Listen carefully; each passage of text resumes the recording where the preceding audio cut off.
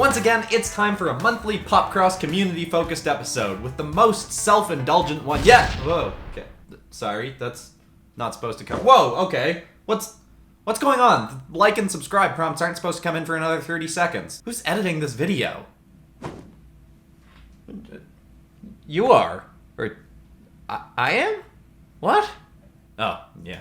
Anyway, for this month's community-focused episode, I got tons of the awesome artists in the PopCross community to send in their versions of my own original creation, Biomechs. Which, if you haven't seen my original short story episode, Biomech Kayla, you can essentially think of them as being kinda like a robotic venom. They latch onto a person or creature or whatever and turn part of their body, or all of their body, into a robotic cybernetic version of itself. And so many awesome artists in the PopCross community took that concept and just ran with it, making so many cool versions of Biomech characters. Some people making their own original characters into Biomechs, some people making up new characters altogether, and some people taking existing pop culture characters and turning them into Biomechs.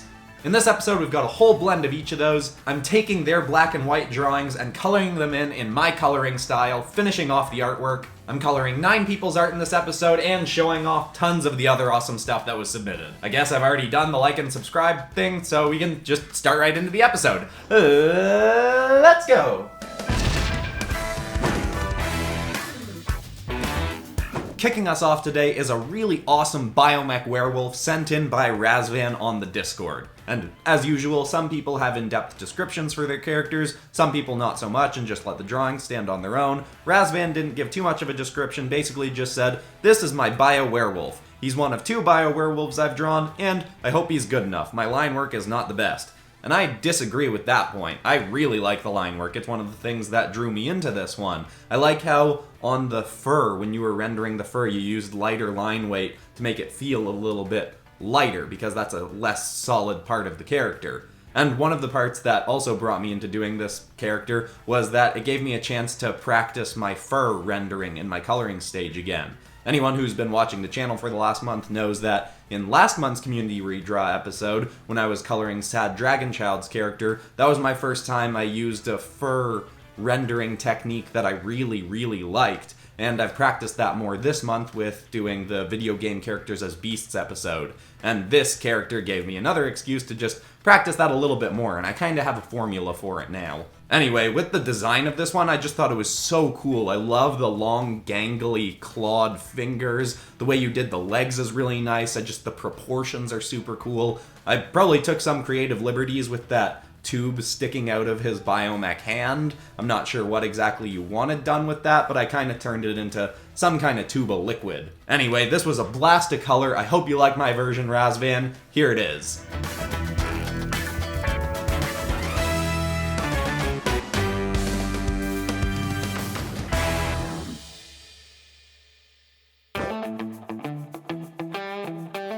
Next is an awesome submission sent in over email of a Biomech Rayquaza. Rayquaza? I say Rayquaza, not sure which way it's supposed to be. Anyway, there is a description for this one, so let's get into it. Biomech number 7889 was a failed prototype that was originally intended for Project Mewtwo, transferred to the Hoenn region after a deal was struck between Team Rocket and Devon Corporation. However, since this was highly illegal, the trade was kept classified until further notice, unknown to the citizens of the Hoenn region. After the Groudon and Kyogre incident, this prototype was stolen from the research labs that were attempting to reverse engineer the technology and was presumed to be used as a bargaining chip for insider trading. It was later revealed to be purchased by an overzealous trainer who had quite the sum of money to back up this cost. They were reported to have traveled to the Sky Pillar on a Wailord to capture the reputed shiny sky dragon, Rayquaza, of the Weather Trio. It is unknown why the trainer had purchased the Biomech prototype in the first place, but is irrelevant as of now since the dragon itself was seen flying out of the atmosphere, coated in the prototype shortly after the failed capture. Increasingly aggressive, the legendary Pokemon was reported to have killed the unnamed trainer in its fury, and is seen writhing through the clouds in an effort to dispel the Biomech's attempt to control it.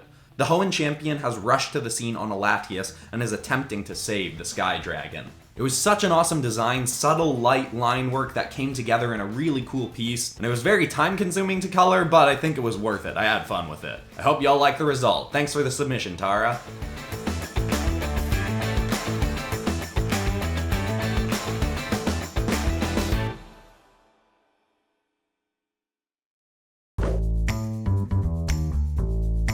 Next up is a super cool looking character coming to us from Layla Solomon, and the description goes like this. I decided to mash up a Biomech and the Thing. I love Marvel and thought that a Biomech thing would look super cool. I took inspiration from how you draw characters, sort of trying to rip off a symbiote. The lore behind this would be if Reed Richards, aka Mr. Fantastic, was tinkering with an organic and alive Biomech, and Ben Grimm, aka The Thing, came in to ask where the hell the pizza was, and all of a sudden the Biomech grasped onto the Thing's arm. It slowly started to enhance his rocky figure with robotic attachments.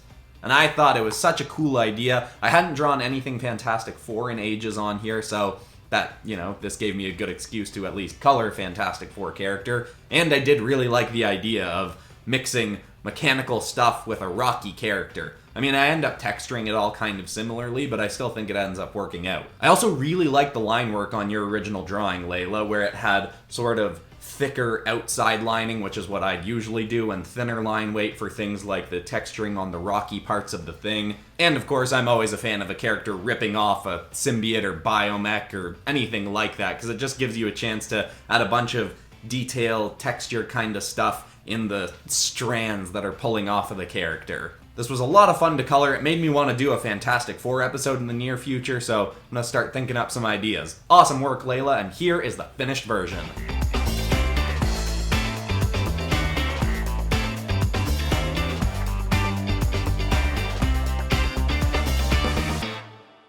Now, one thing I wanted to make sure to do in this episode that I kind of failed at in the last episode was pick a good blend of traditional submissions and digital submissions. In the last recoloring episode, a few people pointed out in the comments that I was mostly picking digital characters. I might have only done one person's traditionally drawn submission, and I wanted to make sure to not be biased this time around. Obviously, it's easier for digital artists to send in really clean line work because they don't have to take a photograph of it or anything, they're just sending a file. So that's part of what was unintentionally influencing my decision. But in this episode, I made sure that if there was a traditional drawing that I really liked, even if the picture wasn't perfect, I would take it and do a little bit of adjusting to the image to make the lines pop a little bit more so it would work better for me coloring it. Wanted to make sure traditional artists had just as much of a chance of getting picked as digital artists. Anyway, that's enough submission scroll for now, let's go on to the next coloring. Next up is a really awesome looking original character coming to us from Joshua Guevara on the Discord, and the description goes like this. Prototype D-XC174, or El Verdugo, as some workers like to call him, was the first attempt at creating a science and magic-based bioweapon to help combat those who possessed magical abilities. D-XC174 was created using the remains of a dead dragon, used to be thought of as creatures of myth, and it was used as the foundation of the bio-armor.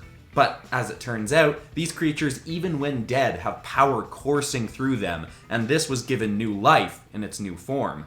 Many different hosts were brought in to test the usability of said armor, but many did not make it through the first bonding process, which is where it gets its nickname El Verdugo, or the Executioner. However, with its current host, it seems to have found someone that it deems fit to use it. But with further time and study, the host seems to have been driven mad, saying he hears it in his head, causing him to go on a rampage, which caused some minor damage to the company.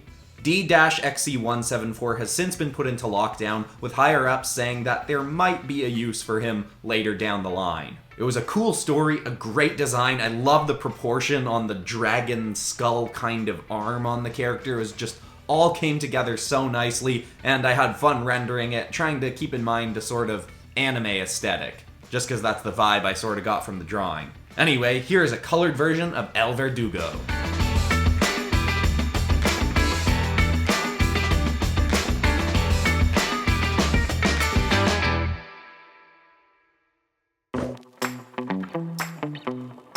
Next is another email submission coming to us from Trevor Kaiflam, which I have a lot of fun saying, Kaiflam.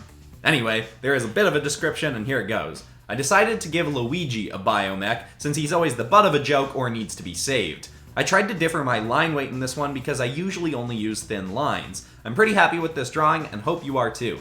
And I really am, as evidenced by the fact that I picked it. And I loved hearing that you were experimenting with your line weight. One of my favorite things about these community episodes, I mean, for one, they're to show appreciation for all the awesome people that watch the channel and submit art and just engage with other people in the community. That's super cool and I really appreciate it. But also I want to encourage people to experiment, to either draw things they wouldn't normally draw, or to try different things with their line work or coloring, or to try not coloring in the case of these episodes. It's just, I really love hearing when people say they were trying something different with their artwork. I also really like the weight of the character in this one, like he feels properly balanced. His big metal arm is extended forward, so he's leaning back a bit because that would be weighing down his front a bit more. It was just really cool. I like the variety of the kinds of things you put in the Biomech arm.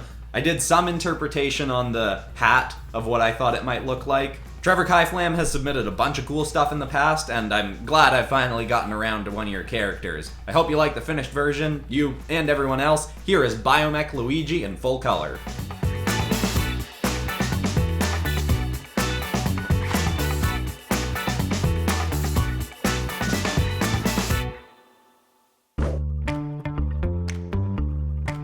Next up is another really awesome submission on Discord coming to us from Matchmoon. Matchmoon?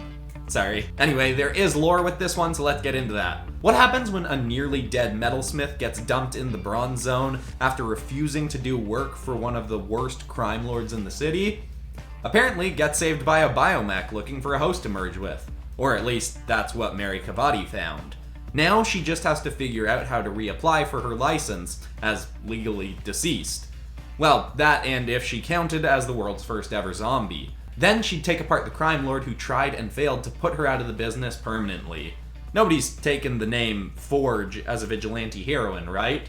And I can't think of a hero named Forge off the top of my head, but admittedly, I personally always assume if I come up with a superhero name I like, that someone else has taken it before. But I hope you're right, because that is a very fitting name for this character. I love the flamethrower on the arm. It was such a cool concept for a biomech and a character that's a metalsmith. And of course, I really loved that you worked in references to the actual Biomech Kayla story. I wanted to make sure with this episode to let people take as much creative freedom as they wanted with what they were doing with Biomech designs, but obviously I was super excited when I saw people working in actual references to the Biomech Kayla original story and putting their characters in that same world. I loved your drawing. The difference between the biomech parts being more detailed and the simpler line work on the character was really, really great, and it was a blast to render out in colors. Here's the finished version, Matchmoon.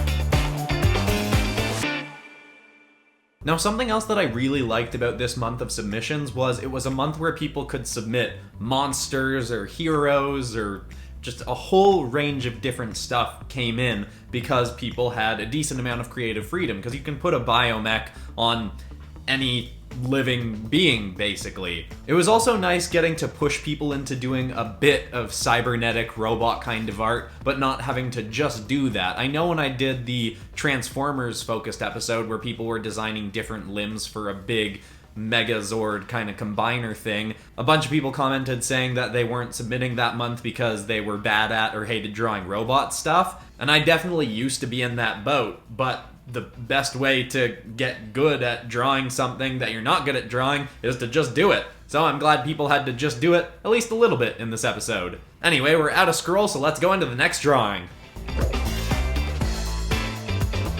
Next up is another super fun submission sent in over Discord by Agent 13, and I really love the drawing, but the thing that sold me on it most was the description. Here it is. This is Bill.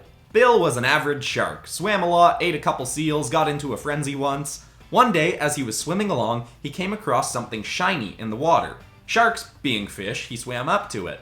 Suddenly, it latched onto his face. Bill felt something he'd never felt before. Feelings. He became more and more sentient until he gained human intelligence and the ability to understand English. Suddenly, a voice spoke directly into his mind. "Hi, I'm Finn, and you're gonna help me kill bad guys." I really loved the concept of a shark getting a biomech, and I really loved as well how your fun and goofy sort of drawing paired really nicely with the fun and goofy description. Altogether, it was just a really great, well-rounded submission. I did things a little bit differently in this one. I did a little bit of cleaning up of some of the line work on the outside, just to give it a slightly sharper silhouette. I hope you don't mind that I did that, Agent 13. But besides that, I just did my usual process for coloring people's stuff. I also added in a little bit more texture on this one, while also trying to take a bit of advantage of the texture that you'd already put in there with your penciling work. I think it comes together really nicely, and I hope everyone else thinks so too. Here is the finished version of Agent 13's character, Bill.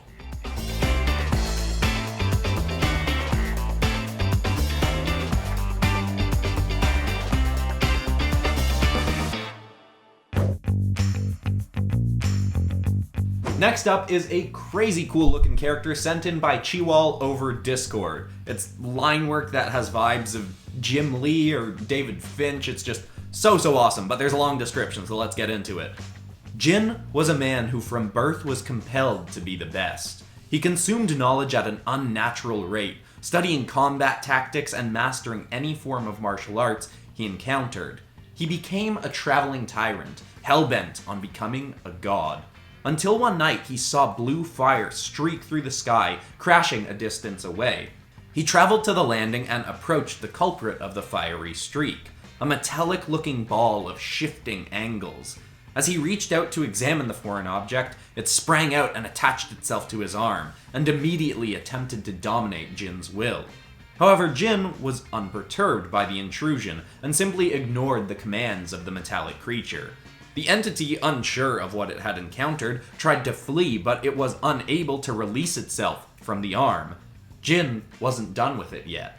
Jin focused, and the shifting metallic essence spread over his arm, encasing it in living armor. He then focused once more, and metal wings sprung from his back. Jin was finally the god he desired to be. It was such a cool, kind of elegant description to pair with a pretty elegant, awesomely rendered drawing. I was almost nervous to color it because I didn't want to hide your awesome line work. I wanted to add to it. But overall, I think your line work and my colors ended up pairing together really nicely, and I hope you and everyone else feels the same. Here's the finished version of Biomech Jin.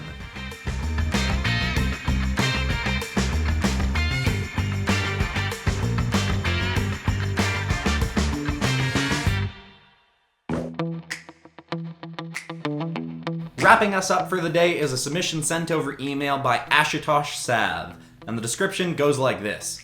This is Uten Ironhide, a berserker of the Overseer tribe, hence the eye sigil on his loincloth, a clan of martial and fractitious Cyclopses. Due to a spell gone awry, a rift had been opened to a bleak and colorless realm full of ancient and sentient beings made of shifting metal. One of these ancient beings had latched on to Uten and encompassed his arm, transforming it into a huge limb capable of crushing boulders with ease. Slowly, within days of the transfusion, Uten had become exceedingly vicious and ruthless, as if influenced by the whims of the creature. He had been seen whispering to someone unseen at times, appearing to be conversing with the being that had encompassed his arm. Influenced by the Biomech's increasing violent tendencies, he had slain the chieftain of his tribe in open combat and taken his place to become a tyrant to be feared above all. The thing that got me onto this one the most was the proportions. I love that giant arm and him kind of holding a stony pillar kind of thing. It was just really great. The expression was great too, looking off. The one eye was a really great accent onto the Cyclops design. It's a really cool pairing of a medieval fantasy sort of character with futuristic kind of tech. You paired those two things together really nicely, and I hope you all like the way my colors kind of accented it and finished it off. Thanks Ashutosh Sav, and here is the finished version.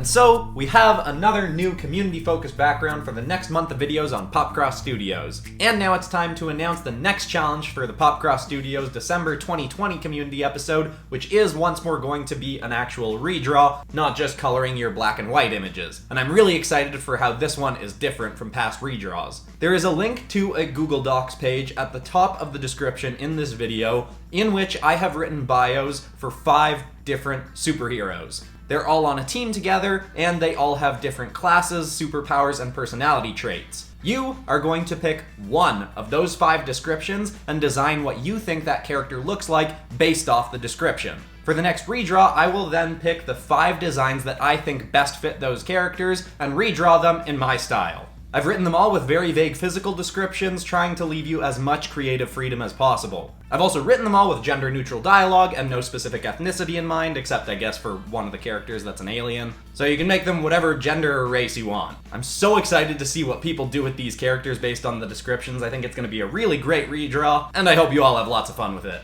Anyway, if you're new to the channel, I've got tons of community episodes. We've been doing them for almost 2 years now on the channel. They're usually redraws, sometimes I venomize characters, and sometimes I just color people's characters. I'll link a playlist to them at the end of this video. But anyway, everybody, that's all for today. I'm Christian Pearson. This has been PopCross Studios, home of the Nerdy Start videos on YouTube. Thanks so much for watching. I hope you had a great time, and I'll see you all in the next video on Monday. Goodbye.